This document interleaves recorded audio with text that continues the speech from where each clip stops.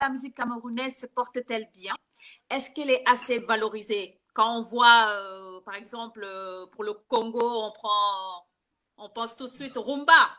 Quand on dit Sénégal, on pense tout de suite balach. Voilà. Mais qu'en est-il pour le Cameroun? Que pensez-vous de la musique qui est diffusée? Voilà. Qu'en pensez-vous? La musique camerounaise a des problèmes sérieux parce qu'elle n'est pas reconnue au Cameroun. Et le fonctionnaire camerounais ne supporte pas l'artiste camerounais. Ce n'est pas comme ailleurs. Raison pour laquelle on a des problèmes. Il y a une jalousie et le complexe. Les Camerounais sont trop complexés. Ils ne sont pas fiers et dignes de leurs valeurs. Au Cameroun, on ne parle pas fiers de leur musique. Voilà, au Cameroun, on ne parle que du football. On oublie que sans la musique, on ne peut pas vivre. Voilà. Donc, le Camerounais a des problèmes et ces problèmes ne pourront pas se résoudre maintenant. Il nous faut Moïse pour nous sortir de l'Égypte, pour qu'on retrouve la croisière. Le reste, c'est du pipeau. Je suis là, je vis ça tous les jours. Les hommes d'affaires camerounais, les politiciens camerounais, l'État camerounais, personne d'eux n'est d'accord avec ce métier. Même les aînés se sont plaints. Les Francis bébés ont accepté qu'on brûle le corps et qu'on jette les cendres au mont Cameroun. Les Boilotins, pareil.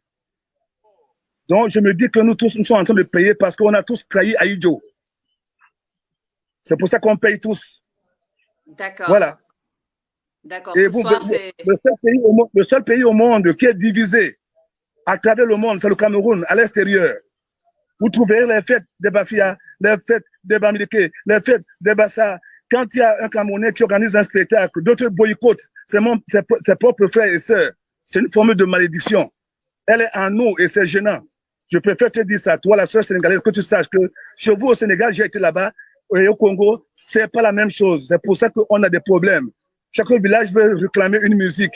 Et c'est pas possible. Tout le monde ne peut pas être musicien ou alors avoir la musique. Non. Il faut représenter. Et d'abord, un pays qui n'a pas sa langue, sa propre langue, c'est pas un pays, ça.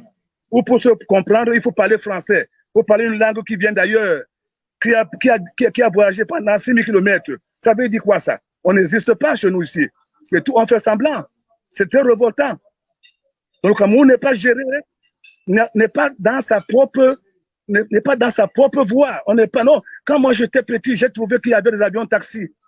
Tous les dimanches, on y allait à 1000 francs, on faisait le tour de la ville. On était gâtés.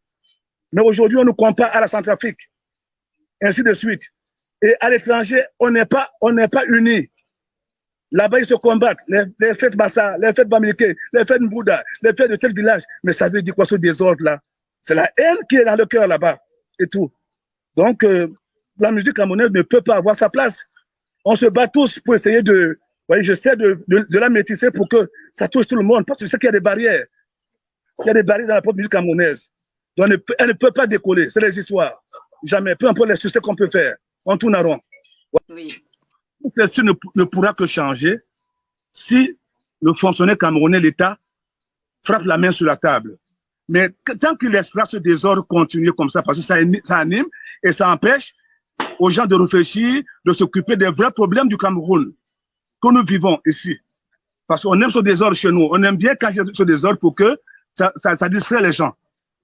Voilà. Tant que l'État ne va pas mettre la main dessus, comme ils ont fait pour le faux pétrole, essence, qu'on appelait Zoazoa, qui gênait la consommation de l'essence du Cameroun, on a mis les militaires pour arrêter la piraterie. Vous voyez, au Cameroun, on ne peut plus faire un album fiable. Tu mets 20 millions, toi, 30 millions pour faire un disque, tu vas le vendre à qui? Tout le monde est plongé à la piraterie.